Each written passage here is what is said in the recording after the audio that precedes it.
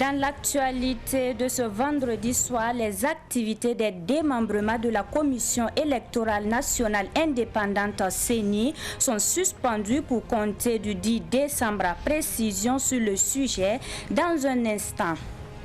Lutte contre le terrorisme, la boulangerie Top Pain ne reste pas en marche. La société a remis un chèque d'une valeur de 10 millions de francs CFA aujourd'hui au ministre de la Sécurité, Maxime Koné.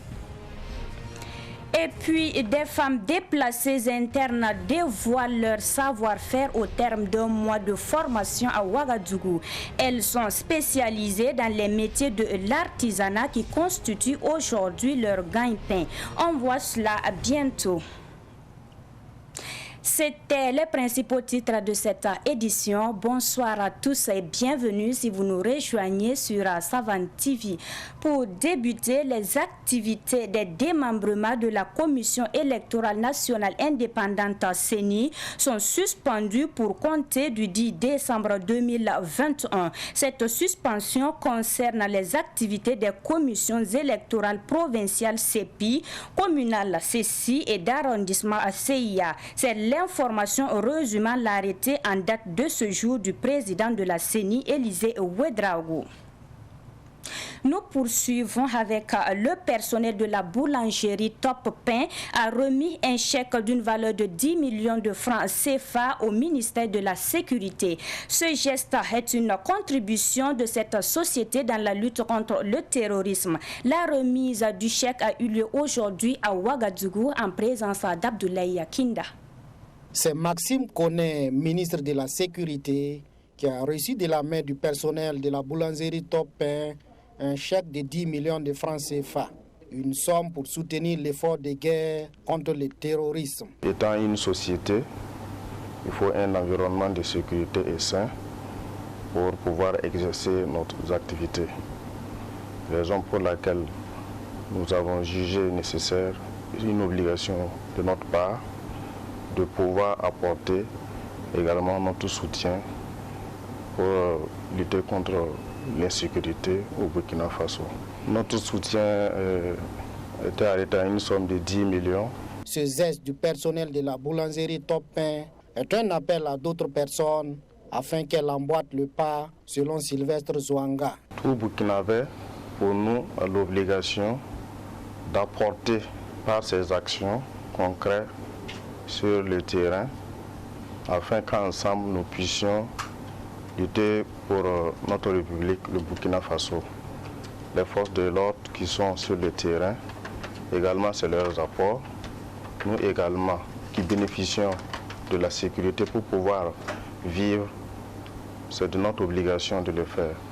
Donc notre geste constitue un appel à tous citoyens pour contribuer à la recherche de la paix et de la sécurité de notre nation.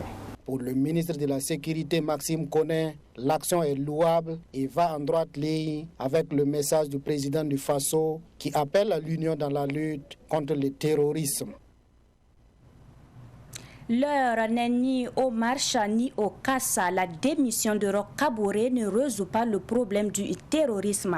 Ce sont là les propos de Alassane Bala Sakandé, président du MPP, tenus au cours de l'AG de la section Kadiogo du parti hier. Fatih Sankara pour les précisions. Les militants du MPP, section Kadiogo, plus que jamais mobilisés derrière le président du Faso après les marches du 27 novembre. La démission du chef de l'État est loin d'être la solution à la crise sécuritaire. À moins qu'il y ait un agenda caché, les appels à la démission de Roch Kaboré ne se comprennent pas, de l'analyse de Alassane Bala Sakandé. Qu'est-ce que lutter contre le terrorisme a à avoir à demander la démission d'un président démocratiquement élu? C'est cette même République qui a donné des documents de reconnaissance à cette structure-là. Il y a des conditions dans la Constitution qui prévoient la démission d'un président. Ceux qui ne savent pas, ils n'ont qu'à aller lire dans la Constitution. Et j'aime les courtes échelles. Autre point que je m'y mette est bien conjugué ici. Si le président décide aujourd'hui de lui-même de démissionner, la Constitution prévoit 90 jours pour organiser une élection. Dites-moi dans ces conditions actuelles-là, en 90 jours, c'est quelle élection qu'on peut organiser et dans quel pays? Ça veut dire qu'on va arriver à une transition. Donc c'est pour vous dire que nous allons installer le Burkina dans le chaos si nous prenons cette voie-là. Dans la foulée, le président du Parti du Soleil Levant sonne la mobilisation dans la lutte contre les forces du mal. Un appel à l'union est lancé aux Burkinabés de l'intérieur et de l'extérieur. Avec ce que le Burkina Faso vit aujourd'hui, nous avons dit que l'heure n'est pas au marche, l'heure n'est pas à la casse, parce que ce qui se passe sur le terrain est encore plus difficile et plus compliqué. Et lorsque vous avez des contradictions secondaires et une principale apparaît, nous devons pouvoir taire nos contradictions secondaires et gérer la contradiction principale, le problème principal qui aujourd'hui est le problème de la sécurité. Parce que ce pays n'appartient pas au MPP, ce pays appartient aux Burkinabés, à tous les Burkinabés, de l'intérieur comme de l'extérieur. De l'opération main propre annoncée par le président du Faso, Alassane Bala Sakandé allie geste et humour pour affirmer que personne ne sera épargné. Donc les gens ont commencé à jubiler, dire oui, sortir des trucs, ouais, les gars du MPP, ils vont avoir chaud. Mais ça, ce n'est pas uniquement au MPP, mais ça partout aussi. Donc on va fouiller partout. Comme Zéphirin l'a dit, celui qui a fait quoi, on te fait une Europe. Donc opposition, majorité, société civile, si tu as géré, que tu as fait des trucs, si tu as mis, on te fait une Europe. Donc ce n'est pas la peine de commencer à dire MPP, le MPP a commencé à gérer, ça fait 6 ans. Le président du parti au pouvoir a par ailleurs félicité les militants du MPP pour la retenue observée lors de leur face-à-face avec les manifestants devant les sièges du parti le samedi dernier. Tout autre sujet, des femmes déplacées internes ont exposé leur savoir-faire à travers une foire ce matin au centre La Ruche. Elles sont une soixantaine de femmes à avoir bénéficié d'une formation dans divers métiers de l'artisanat. C'est une initiative de l'association New Life et le projet Pisca. Fatih Sankara toujours. Les produits cosmétiques et les pains tissés, ici exposés à la foire Pisca de l'association New Life, sont le fruit du savoir-faire des femmes. Ces femmes, au nombre de 60, ont fui l'insécurité pour se retrouver à Ouaga. Grâce à l'association New Life, ces femmes retrouvent leur dignité. Elles ont été initiées au métier de tissage. Nous étions au nombre de 60, mais on nous a divisé 15-15. Donc la formation a duré, avec les 15 personnes, nous avons fait 4 semaines. Et durant ces 4 semaines-là, nous avons su comment on fait la teinture, nous avons su comment comment on tisse les pailles. Et à la fin de la formation, on nous a remis les matériels de tissage, les accessoires ainsi que tout. Donc rien ne nous manque. Vraiment, on rend grâce à Dieu pour ça. Cette formation au profit des 60 femmes a été possible grâce à l'association New Life et le projet Pisca. Leurs responsables se réjouissent du fruit de la formation. Je suis très contente. On dit que toutes choses, on ne peut pas avoir 100%. Elles sont 60 femmes et jeunes filles. Maintenant, dans les 60 là, même si je ne peux pas avoir les 100%, je suis au moins à 80% de ce que j'ai vu, le travail qu'elles ont fait. De la formation intensive, 24 jours, ce que chaque femme a appris, elles ont prouvé ça chez elles quand elles sont parties avec leur kit de travail de métier à tisser. Donc je suis très contente et je suis fière. Il y a déjà des dames dedans qui ont déjà bénéficié, qui gagnent des commandes. En tout cas, j'ai pu voir le produit des formations, c'est-à-dire la réalisation des confections, et ça c'est déjà le premier très beau résultat que je constate pour ces 60 personnes formées dans l'arrondissement 9 de Ouagadougou. Et j'espère que les autres projets seront aussi démonstratifs que celui-ci. La foire des femmes organisée par New Life et le projet Pisca a bénéficié du soutien du conseil municipal de l'arrondissement 9 de Ouaga. Ces femmes déplacées internes ont été accueillies dans cet arrondissement. Nous avons accepté à rester près de l'association New Life avec son initiative Pisca, qui consiste d'abord à donner vraiment du travail à cette couche-là en tant que premier responsable de l'arrondissement. Nous devons quand même les accompagner, car si en tout cas les travaux vont comme nous le constatons, je pense que dans un premier temps nous avons fait quelque chose pour l'autonomisation de la femme. L'association New Life existe depuis 2017. Les détenus de la maison d'arrêt et de correction de Ouagadougou, Mako, ont célébré la 12e édition du festival Un vent de liberté. C'est une initiative de l'association African Culture. Le lancement s'est effectué hier en présence de Ruben Wilson à Kodio. On organise cette activité pour apporter une petite, c'est un petit vent aux détenus. Voilà, pour qu'ils oublient un peu leurs peines, pour qu'ils oublient un peu les difficultés qu'ils peuvent vivre, pour qu'ils se sentent concernés, pour que quand ils vont sortir, qu'ils puissent se réinsérer plus facilement, qu'ils n'aiment pas. Il faut qu'on désarme le cœur pour ne pas que quand ils sortent, ils puissent revenir encore ici à nouveau. Voilà, on commet une erreur, il faut tout faire pour ne plus en commettre. Donc tout le monde doit aider pour ne pas que on retombe encore dedans dans ces erreurs qui vont nous amener dans les maisons d'arrêt et de correction c'est une tâche lourde pour la société, il faut en prendre soin. C'est aussi une perte pour la société parce que c'est des gens qui pouvaient travailler pour leur famille, travailler pour notre société. Donc c'est pour tout ça que nous faisons ça, pour que quand les gens sortent, que les gens puissent être des gens nouveaux, qui peuvent apporter leur contribution au développement de notre pays. On a produit deux détenus, on a enregistré l'album en prison à Ouaga et à Bobo, à l'album complet avec les clips. Voilà, Rolby, il va jouer ici le samedi, vous allez voir. Voilà, il se débrouille pas mal, il s'accroche. Voilà, il se débrouille en tant qu'artiste, il s'en sort. Nous, on est contents. Il m'a fait pleurer comme ça une fois. Il m'a donné 5 000. J'ai failli couler les larmes. Donc il y a des gens comme ça qui sont sortis, qui se sont réinsérés. Il y a des femmes qui sont sorties, qui sont devenues, qui ont ouvert des coins de couture, pas mal. Donc c'est ça notre satisfaction.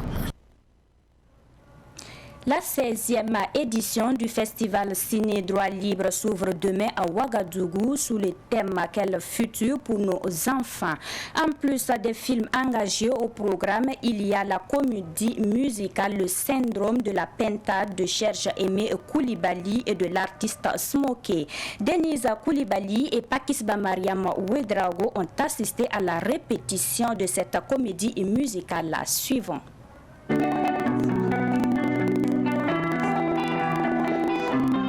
Le syndrome de la pintade, c'est environ 1h30 de spectacle avec plusieurs artistes musiciens, rappeurs et humoristes. Avec le chorégraphe et metteur en scène Serge Aimé Koulibaly, Smokey est comme d'habitude dur dans le verbe. On a voulu ramener le monde du théâtre et son organisation dans la question musicale. On a essayé de s'inspirer de ce qui se fait déjà en matière de théâtre, pousser la réflexion un peu plus loin, une pièce grinçante. Le sujet, effectivement, il est divers, c'est divers sujets actuels, le terrorisme, la démocratie en elle-même, est-ce un système adapté ou non, que ce soit pour l'Afrique ou pour l'Europe, on le voit de plus en plus aujourd'hui que les masses se révoltent un peu partout. Est-ce le système qui est mal adapté ou sont-ce les citoyens eux-mêmes qui n'assument pas On a voulu que ce soit aussi drôle, pas simplement de la musique, pas simplement du rap, mais aussi drôle. Donc ça part d'une légende. Vous avez le grand Manitou qui est en fait Dieu si on veut, mais dans le sens où il manipule tout, c'est-à-dire que c'est lui qui place les pions, il s'emmerde, il s'ennuie. Donc pour s'amuser, il décide de créer 4 entités, le pouvoir, le savoir, les avoirs et les devoirs. Et donc, il sera obligé de créer un cadre pour cela qu'on a appelé le berceau de la récréation, dont l'objectif est de faire danser toutes ces entités-là pour qu'elles produisent une énergie suffisante pour alimenter un moteur qui permet à son tour d'extraire un minerai qui est très recherché par les pintades. Philomène, avec son humour, réveille le public, mais tout en restant focus sur la thématique de l'impérialisme, de la corruption et de la gabégie dont parle cette comédie musicale. Como Labdonga, c'est une qui sort pas pour divaguer, mais elle essaie de montrer dans le texte de Smoke, c'est-à-dire Smoke Donc il a le texte qui est là par rapport à en fait l'écriture même de Smoke. C'est vrai qu'on a participé un peu à l'écriture par rapport à nous, nos partitions et tout. Donc on intervient par moment, Bamogo et moi on intervient par moment pour essayer de donner un brin d'humour. Dans cette comédie musicale, le syndrome de la Pintade, Ousmane Bamogo de Gombo.com y participe. Pour lui, l'opportunité de présenter la pièce au Burkina Faso en cette période tumultueuse est une aubaine. Nous avons encore actualisé le spectacle pour être avec le temps que nous avons actuellement parce qu'il y a eu l'armée française, la marche du 27 et tout. Donc il y a aussi le procès Thomas Sankara. Donc nous allons un peu aborder un peu ces sujets-là pour venir à bout de ce que les Burkinabés veulent entendre. Cette comédie musicale, le syndrome de la Pintade, se joue ce dimanche. L'acteur principal Smokey invite les gens à faire le déplacement de l'Institut français de Ouagadougou. Dans le programme du festival Ciné Droit Libre, la journée de dimanche est celle de l'engagement citoyen. Le spectacle Le syndrome de la Pintade sera suivi d'un débat entre les acteurs et le public à l'Institut français de Ouagadougou.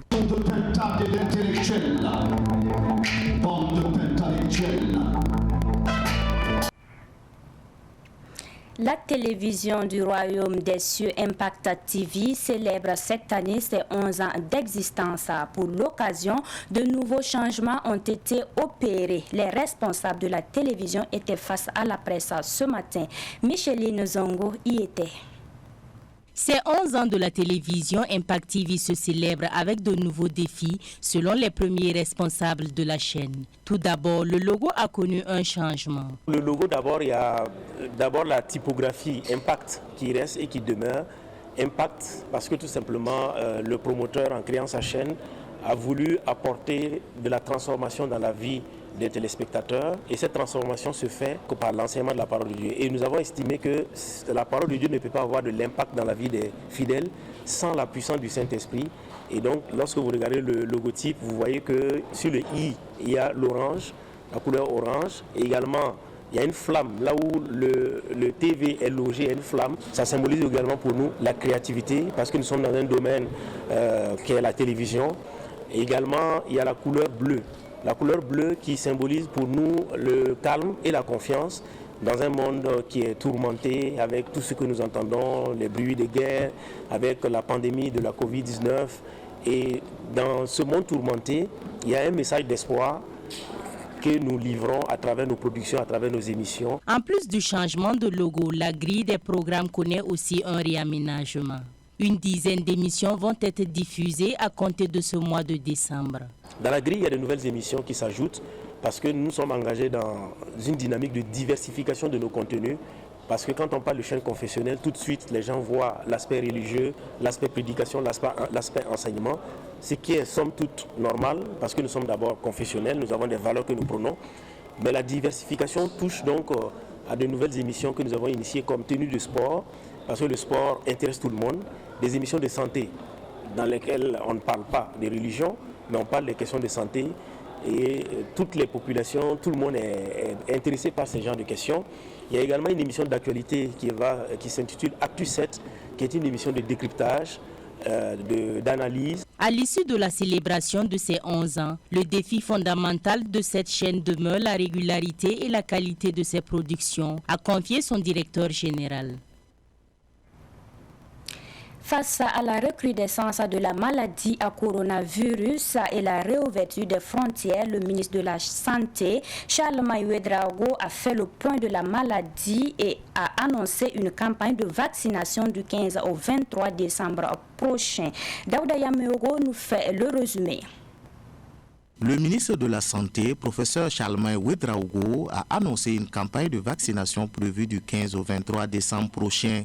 Il a fait l'état des lieux de la vaccination contre le Covid-19 et la réouverture des frontières face à la présence de la maladie à coronavirus. Selon le ministère de la Santé, ces dernières semaines, environ 41 nouveaux cas sont enregistrés par jour. Le ministre de la Santé, professeur Charles Ouedraogo, affirme que cela traduit une recrudescence des cas dans le pays.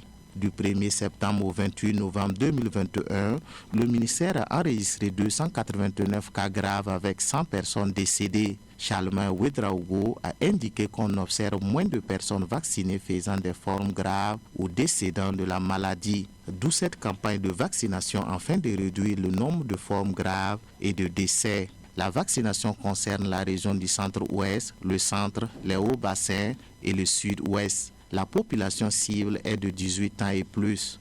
Face au nouveau variant Omicron, le gouvernement affirme qu'il n'a pas envisagé de fermer les frontières. Un contrôle sanitaire est fait au niveau des 14 points d'entrée du pays, y compris les 2 aéroports et le point d'entrée ferroviaire.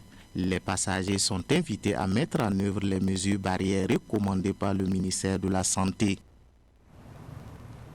Les meilleurs élèves de la commune de Pabré dans la province du Kadiogo ont été récompensés pour l'année scolaire 2020-2021. C'était à l'occasion de la journée d'excellence de Pabré. Ruben Wilson Kodio a suivi. Ils étaient une centaine d'élèves et enseignants qui ont vu leur travail récompensé par la commune de Pabré. Merci à monsieur le maire de Pabré et son conseil municipal pour la tenue effective de cette deuxième édition de la journée de l'excellence à l'école. Ces remerciements vont également à l'endroit de nos parents, des encadreurs pédagogiques, de monsieur l'inspecteur, des proviseurs et directeurs des lycées et collèges de Pabré. Notre grand merci va surtout à l'endroit de nos enseignants qui se battent nuit et jour pour nous, et ce, malgré des conditions parfois pénibles de travail. Vraiment, je suis très contente et je remercie Dieu et les encadrés, mon inspecteur et puis mon directeur et toute l'équipe de l'école de Boupana qui m'ont aidé chaque jour dans le travail. Sur 47 présentés, nous avons eu 44 admis. Je demande aux parents d'aider toujours les enfants à la maison et poursuivre à l'école pour voir ce qui se passe ici à l'école. Cette journée de l'excellence vise à motiver les différents acteurs du monde éducatif. Que ce soit les élèves, les apprenants, le corps enseignant, voilà, les différentes associations qui accompagnent l'école. Voilà, c'était vraiment une volonté, en tout cas, de magnifier leurs efforts et par la même occasion, inviter les autres justement à emboîter le pas. Bon, sur le plan des résultats, vraiment, c'est satisfaisant aussi. Parce que sans être exhaustif, on sait qu'il y a la deuxième élève du BBC l'an passé, session 2019-2020. Deuxième, je pense, nationale, première, régionale, elle était une fille de Pabré. Et à cet effet, le conseil municipal a décidé de l'accompagner, en tout cas jusqu'au soir de son cursus justement scolaire, à travers une bourse. Pour l'inspecteur chef de la circonscription de Pabré, le bilan de l'année scolaire 2020-2021 est satisfaisant. C'est un bilan assez satisfaisant, d'autant que pour ce qui concerne la région du centre, la circonscription d'éducation de Pabré est placée en première position avec un taux de 72,85% contre 66 pour le niveau régional. Donc c'est un motif de satisfaction. Les meilleurs élèves et encadreurs ont reçu des prix en nature.